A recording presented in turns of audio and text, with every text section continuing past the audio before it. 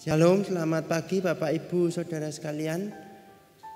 Pada hari ini Kamis 9 September 2021, sebelum kita membaca dan merenungkan firman Tuhan, mari kita awali dengan berdoa.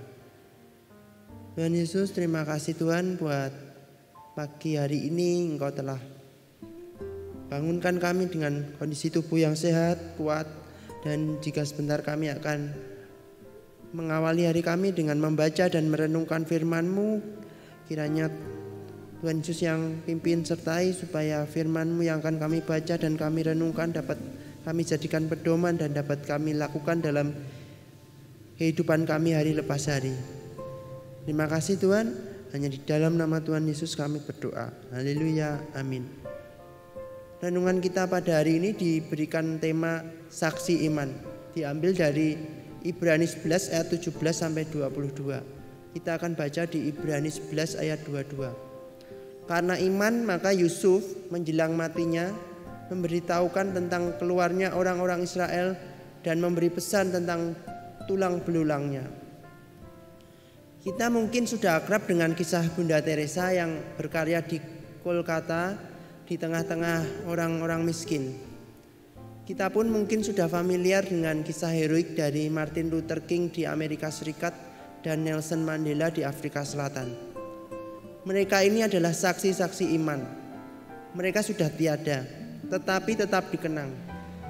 Mundur ke belakang, di Alkitab pun kita menemukan nama-nama besar seperti Abraham, Ishak, Yakub maupun Yusuf. Nama yang terakhir ini harus menanggung iri hati dan kebencian saudara-saudaranya. Ia dijual, tetapi jalan derita itu justru yang membesarkan Yusuf. Kedekatannya dengan Allah membuat ia mampu melihat kepahitan sebagai proses di mana Allah sedang mematangkan dan membesarkannya. Bahkan iman itu memampukan dia untuk membaca tanda-tanda zaman. Karena itu sebelum mati, Yusuf sudah menyampaikan bahwa kelak Israel akan keluar dari Mesir. Itu berarti ia sudah menyaksikan kabar pembebasan sebelum Israel tertindas. Sehingga Israel perlu berjaga dan hidup dengan iman. Allah ada sebagai sang pembebas.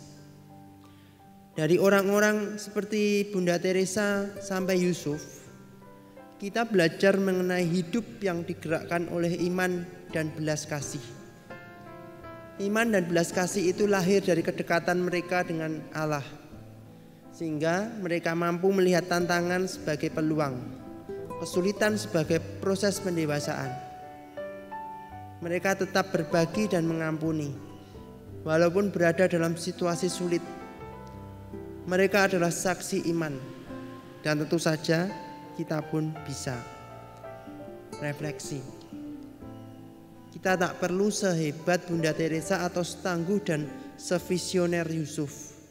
Kita pun bisa menjadi saksi iman sekuat kita asal dekat dengannya. Mari kita berdoa. Tuhan Yesus, terima kasih Tuhan, melalui firman-Mu kami diajarkan supaya kami bisa menjadi saksi-saksi-Mu Tuhan, yang bisa memancarkan terang-Mu dalam kehidupan ini Tuhan. Tidak perlu sehebat Bunda Teresa ataupun seperti Yusuf Tuhan, tapi kami mau berusaha sebaik mungkin Tuhan, semaksimal mungkin untuk memancarkan terang-Mu, untuk menjadi saksi-saksi-Mu di dalam hidup kami ini. Terima kasih Tuhan, berkati aktivitas kami pada pagi hari ini sampai nanti malam, kami serahkan hanya ke dalam tangan-Mu. Hanya di dalam nama Tuhan kami Yesus Kristus kami sudah berdoa. Haleluya. Amin.